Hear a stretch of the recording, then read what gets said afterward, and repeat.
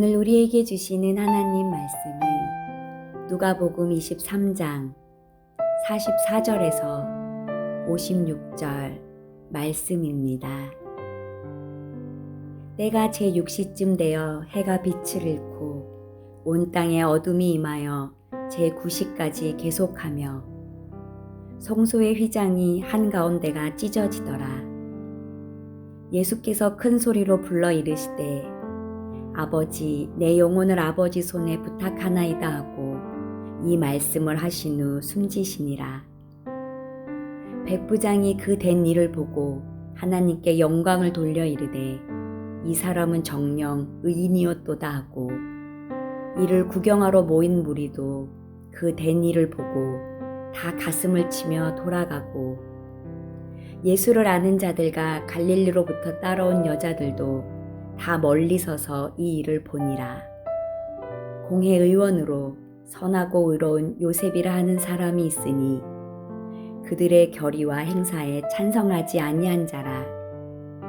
그는 유대인의 동네 아리마대 사람이요 하나님의 나라를 기다리는 자라. 그가 빌라도에게 가서 예수의 시체를 달라 하여 이를 내려 세마포로 싸고 아직 사람을 장사한 일이 없는 바위에 판 무덤에 넣어두니 이 날은 준비일이요 안식일이 거의 되었더라. 갈릴리에서 예수와 함께 온 여자들이 뒤를 따라 그 무덤과 그의 시체를 어떻게 두었는지를 보고 돌아가 향품과 향유를 준비하더라. 계명을 따라 안식일에 쉬더라.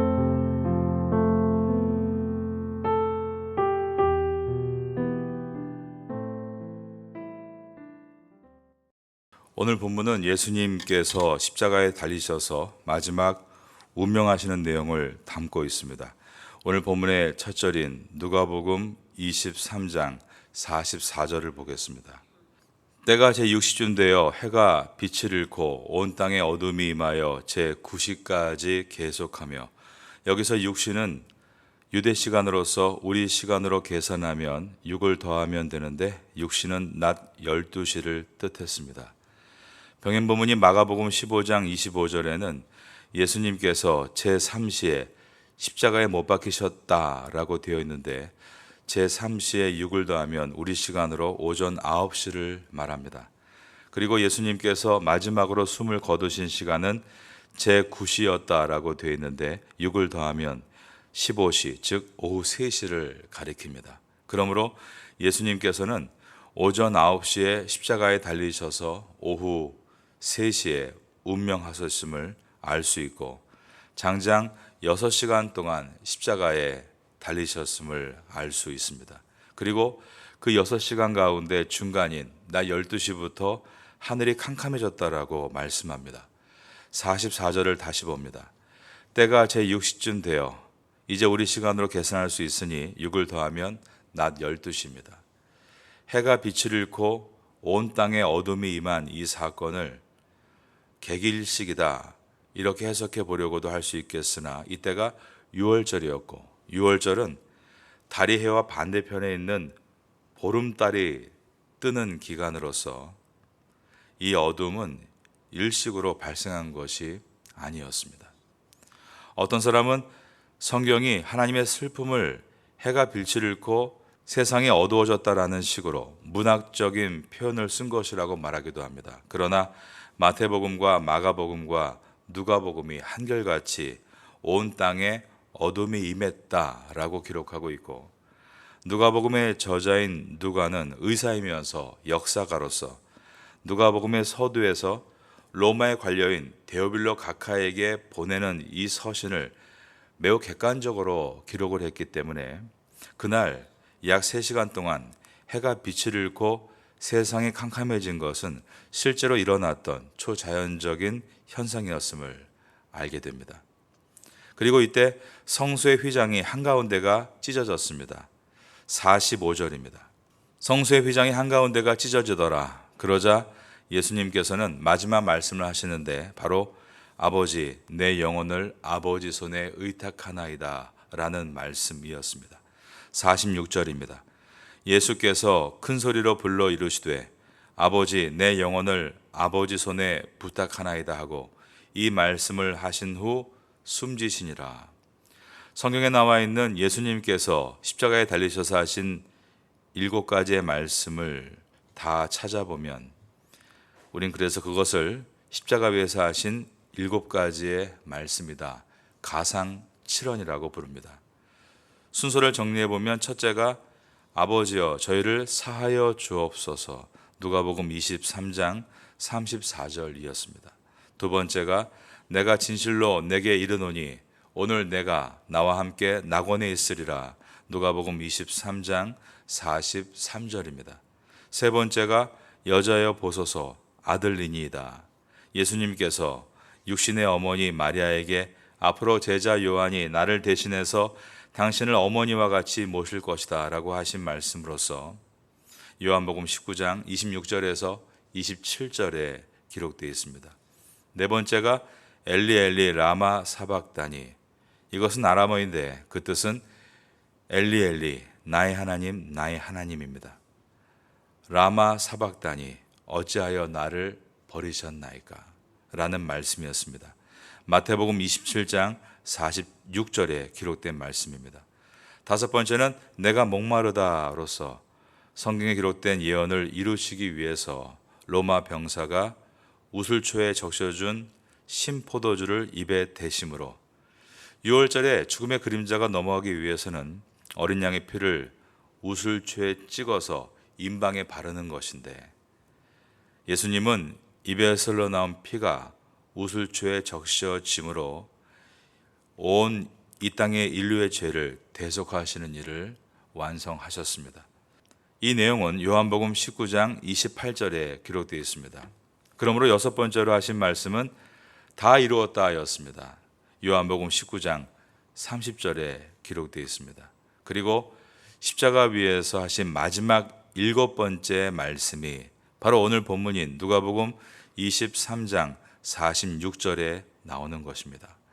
예수께서 큰 소리로 불러 이르시되 아버지 내 영혼을 아버지 손에 부탁하나이다 하고 이 말씀을 하신 후 숨지시니라. 그런데 이 순간 성소의 휘장이 한가운데가 찢어졌다라고 했습니다. 45절의 말씀을 다시 한번 봅니다. 성소의 휘장이 한가운데가 찢어지더라. 이 휘장은 성전의 성소와 지성소를 구분하기 위해 친 큰 커튼을 말합니다. 성전의 구조는 앞쪽에 성소가 있고 안쪽에 지성소가 있었습니다. 앞쪽의 성소는 제사장들이 매일 들어갈 수 있었습니다. 그런데 뒤에 있는 지성소는 일반 제사장들이 들어갈 수 없고 단 한 사람, 대제사장이 들어갈 수 있는데 그것도 1년에 단 하루 대속죄일에만 들어갈 수 있었습니다. 그 이유는 지성소는 하나님의 임재가 있는 곳으로 하나님의 거룩함을 인간이 감당할 수 없기 때문에 함부로 들어갈 수 없었고 1년에 한 번을 들어갈 때도 대제사장은 모든 정결 예식을 다 마치고 두렵고 떨리는 마음으로 들어갔는데 이스라엘 백성 전체의 죄를 사함받는 속죄 예식을 거행하기 위해서였습니다. 그러므로 지성소는 사람이 함부로 들어갈 수 없도록 15cm 정도의 두꺼운 커튼으로 가려져 있었습니다. 그런데 예수님께서 제6원인 다 이루었다 말씀하시고 제7원인 내 영혼을 아버지께 부탁하나이다 라고 말씀하실 때 45절은 성소의 휘장이 한가운데가 찢어졌다라고 되어 있고 같은 내용을 담고 있는 마태복음과 마가복음에는 위로부터 아래까지 찢어졌다라고 되어 있습니다. 이것을 외부의 힘에 의해 찢어졌다, 수동태를 사용하므로 예수님의 십자가의 죽음이 이 성소의 휘장이 위에서부터 아래까지 한가운데가 완전히 찢어지게 된 것은 인간의 힘이 아니라 하나님께서 찢으신 것을 강조했습니다. 성소의 휘장은 하늘을 상징합니다. 그러므로 휘장이 찢어져 갈라진 것은 예수님의 죽음이 하나님이 계신 하늘과 사람이 사는 땅 사이에 있는 장벽이 갈라지는 새 시대가 열렸음을 보여준 것입니다. 예수님은 이 일을 위해서 이 땅에 오셨습니다. 그래서 예수님을 가장 분명하고 선명하게 알아봤던 세례 요한은 고백하기를 보라 세상 죄를 지고 가는 하나님의 어린 양이로다 라고 말했던 것은 예수님께서 희생제물로 인류의 죄를 대속하심으로 하나님과 인간 사이에 맡겼던 담이 허물어진 것이 휘장이 찢어지는 사건으로 표현되었고, 이 사건을 통해 예수님의 대사명이 완성되었고 새로운 시대가 시작이 됐음을 보여주었습니다. 그러므로 이 땅의 사명을 다 마치신 예수님은 이렇게 외치실 수 있었습니다. 아버지, 내 영혼을 아버지 손에 부탁하나이다. 이 말씀은 예수님께서 시편 31편 5절을 인용하신 것입니다. 내가 나의 영을 주의 손에 부탁하나이다. 진리의 하나님 여호와여 나를 속량하셨나이다. 구약시대 때부터 시편 31편 5절은 잠자기 전에 드리는 기도문이었습니다. 잠에서 깰 때까지 영혼을 지켜달라는 기도였던 것입니다. 그러므로 예수님께서 지금 내 영혼을 아버지 손에 의탁하나이다 라는 기도는 죽으시는 것이 아니라 잠드시는 것이었고, 사망으로 들어가시는 것이 아니라 안식으로 들어가시는 것이었습니다. 안식은 사명자가 열심히 임무를 완수한 후에 얻는 기쁨입니다. 태초에 하나님께서 천지를 창조하시고 보시고 심히 좋아하시고 그리고 안식하셨습니다. 저녁이 되고 아침이 되니 새로운 날이 시작이 됐습니다. 마찬가지로 그날 예수님께서 십자가 위에서 세상 죄를 지고 간 하나님의 어린 양으로 온 인류의 죄를 대신해서 희생제물이 되셔서 고통당하실 때 하늘이 어두워지고 그 사이에 성전의 휘장이 위로부터 아래까지 가운데가 찢어져 나간 것은 저녁이 아닌 저녁같이 되었다가 다시 낮이 되므로 새 시대의 새 날이 시작되었음을 보여주신 것입니다. 이처럼 세상은 예수님의 십자가의 사건을 통해 비포와 애프터로 나뉩니다. 세상의 달력이 BC라고 표기하는 것은 비포 크라이스트이고 AD라고 표기하는 것은 라틴어로서 아노 도미니 애프터 크라이스트입니다. 그런데 이것은 우리 개인도 마찬가지인 것입니다. 예수 그리스도의 십자가를 통해 구원받은 이전과 이후는 전혀 다르다는 것입니다. 저와 여러분은 예수님의 십자가의 복음을 들었고 그 복음을 들음으로 새롭게 태어난 사람들입니다. 사도 바울은 고린도후서 5장 17절에서 이전 것은 지나갔으니 보라 새 것이 되었도다 선언한 것과 같이 우리는 새롭게 태어난 사람들입니다.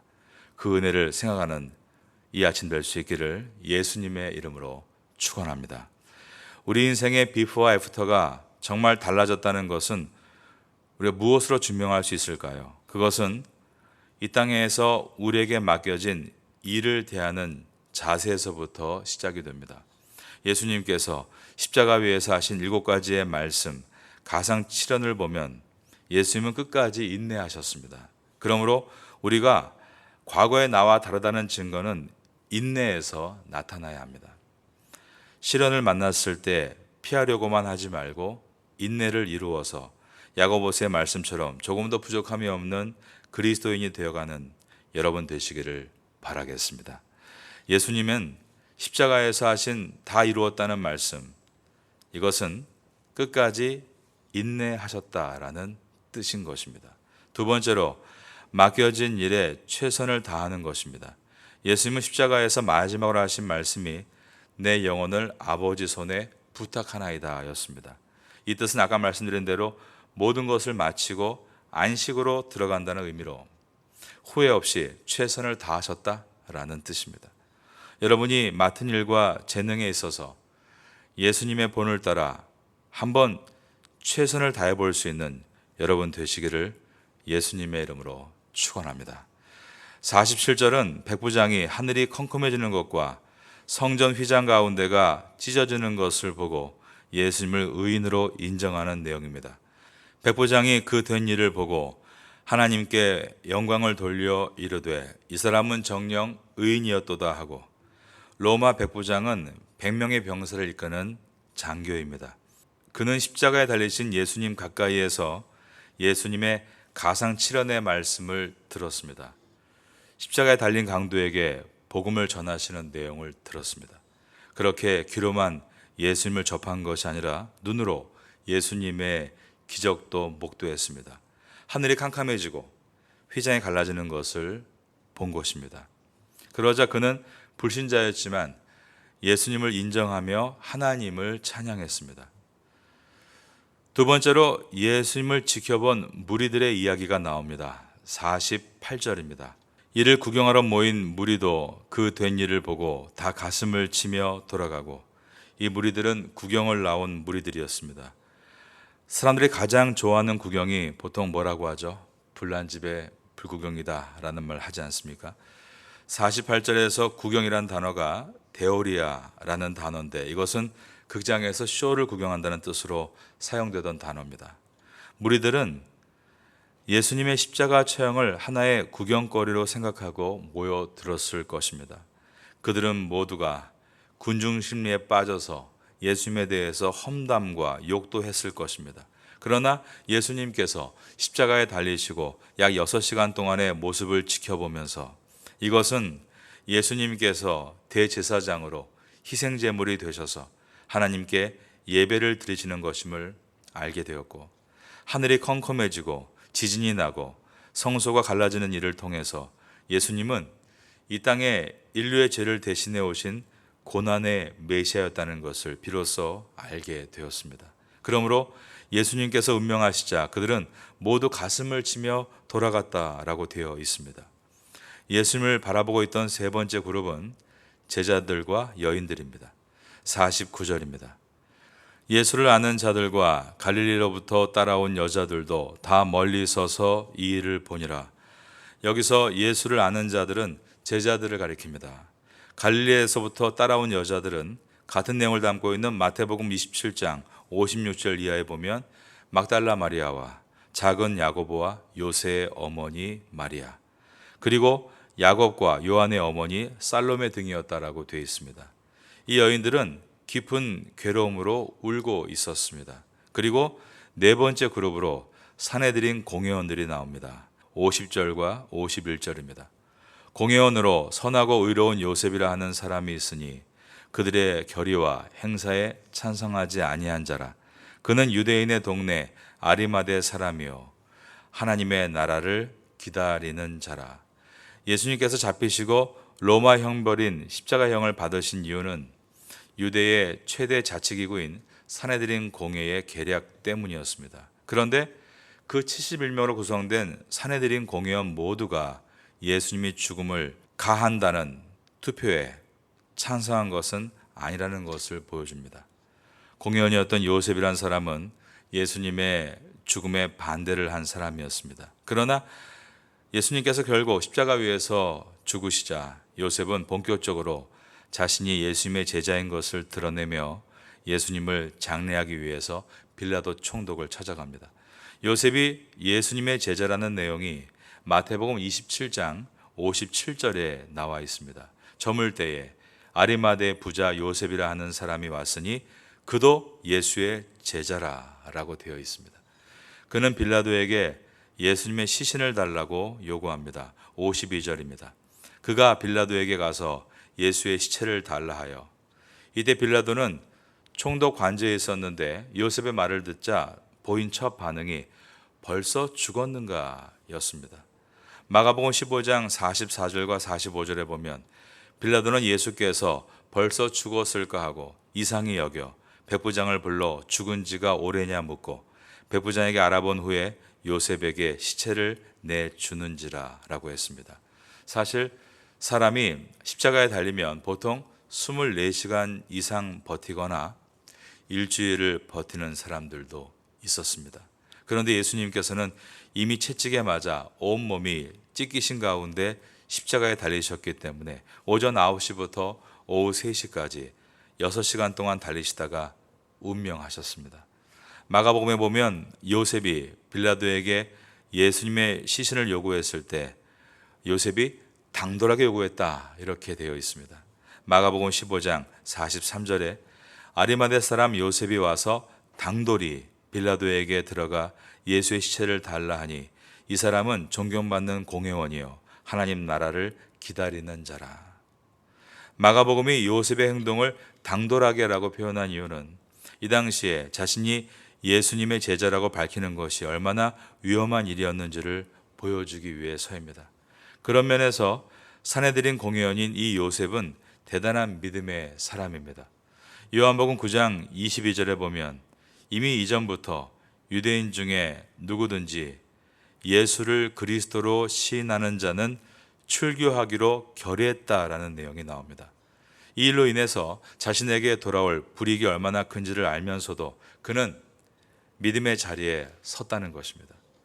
이런 위험의 순간이 바로 내가 누구인지를 정확하게 보여줄 수 있는 시간입니다.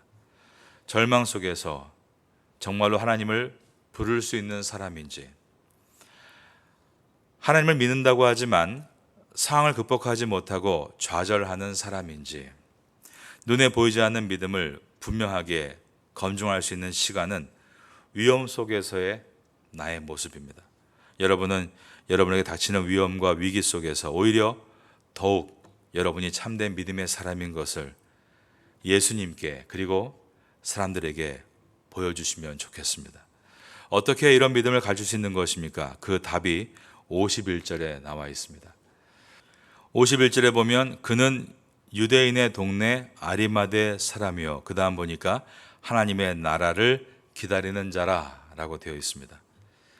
그가 이 땅만 생각하고 하나님의 나라를 생각하지 않았다면, 그가 예수님을 통해서 하나님의 나라가 시작된다는 것을 믿지 않았다면 그는 예수님을 장사하겠다고 나설 수 없었을 것입니다. 구약 시대에는 나무에 달린 자는 하나님께 저주를 받은 것이다. 신명기 21장 23절 말씀입니다. 이렇게 기록되어 있기 때문에 산헤드린 공회원들은 예수님이 십자가에 못 박힘으로 예수님은 저주를 받은 자다라고 결론을 내립니다. 그것을 잘 아는 요셉이 예수님의 시신을 장사 지내려 했다는 것은 그에게 하나님 나라에 대한 열망이 있고 하나님의 나라는 예수 그리스도를 통해서 이루어진다는 믿음이 있었기 때문에 목숨을 걸고 자신은 예수님의 제자라며 나설 수 있었던 것입니다. 이 요셉은 예수님을 내려서 세마포로 싸고 한 번도 장사 지낸 적이 없는 새 무덤에 안치시킵니다. 53절입니다. 이를 내려 세마포로 싸고 아직 사람을 장사한 일이 없는 바위에 판 무덤에 넣어두니, 그 당시에는 보통 시신을 이미 구덩이가 나 있는 굴에 안치시키고 돌을 막는 형식이었습니다. 그런데 요셉이 바위를 새롭게 파서 무덤을 만들었다는 것은 이것은 미리 준비된 귀한 무덤이고 어쩌면 자신을 비롯한 자기의 직계 가족이 들어갈 수 있도록 예배해 놓은 무덤이었을 것입니다. 그런데 가장 좋은 새 무덤에 예수님의 시신을 안치시켰습니다. 그리고 산헤드린 공회원 중에 또 다른 제자인 니고데모가 몰약과 향품은 100근이나 가지고 와서 예수님의 시신에 발랐습니다.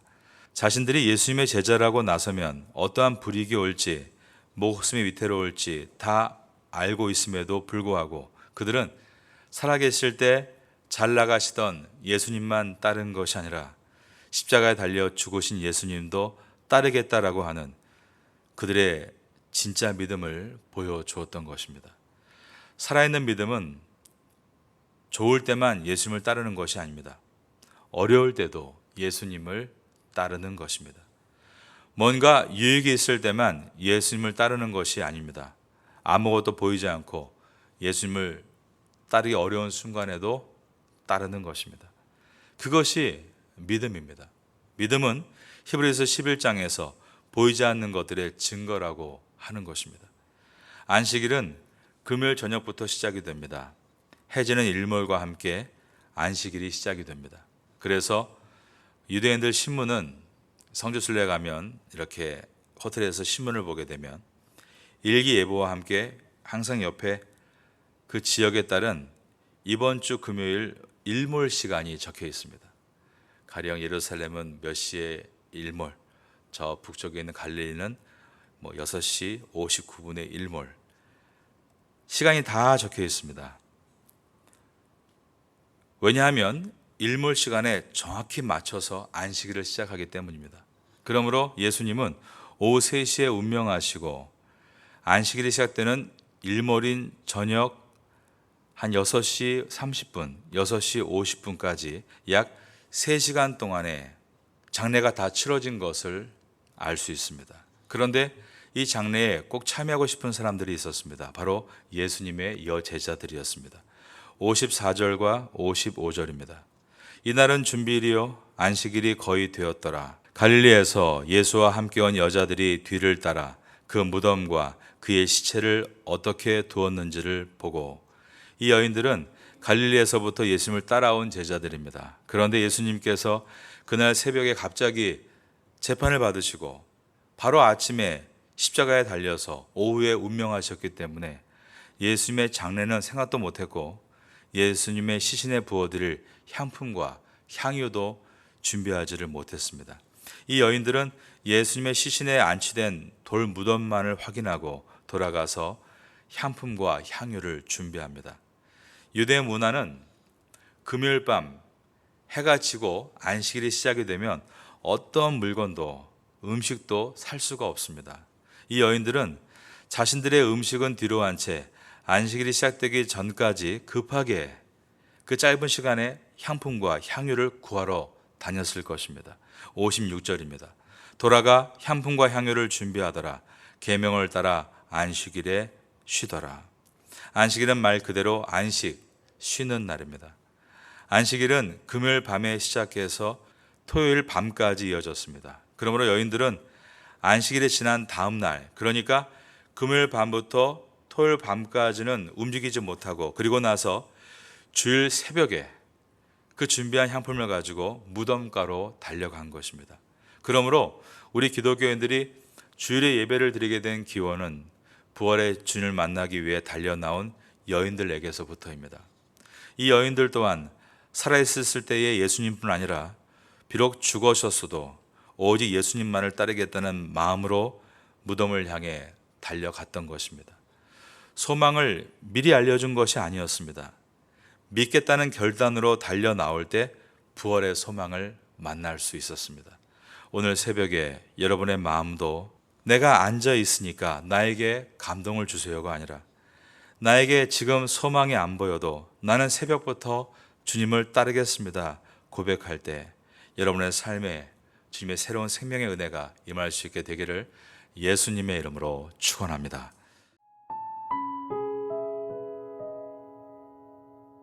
지금은 함께 기도하는 시간입니다. 3월의 공동 기도 제목은 첫째, 말씀과 기도의 자리에 서게 하소서. 둘째, 사랑과 섬김의 자리에 서게 하소서. 셋째, 고난주간 말씀 사경회를 잘 준비하게 하소서. 넷째, 부활주일 세례 예식을 잘 준비하게 하소서. 말씀을 붙잡고 기도하는 귀한 시간 되시기를 소망합니다.